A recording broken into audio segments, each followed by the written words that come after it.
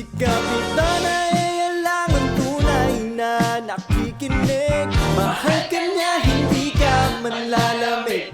Ang iboto si Kapea, huwag ka nang mag-iisip.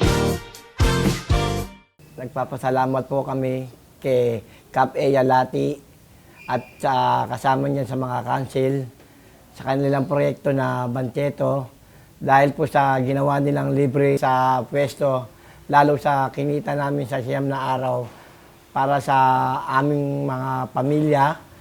Lalo po kami nagpapasalamat sa kanya na hindi niya po pinababayaan lahat ng nasasakupan niya. At higit sa lahat po sa pagpunta nila sa resort ng hipag ko, doon ko po siya nakikita na kung gano'n niya mahalin ang lahat ng empleyado niya. At hindi niya pinapagod at kumuha pa siya ng mga tauhan para mag-asikaso sa mga empleyado niya doon.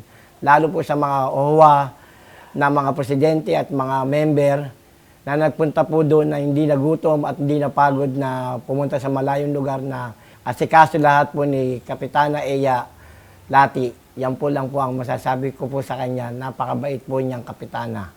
Si Kapitana ay lang ang tunay na nakikinig. Mahal ka niya, hindi ka manlalamig. Ang iboto si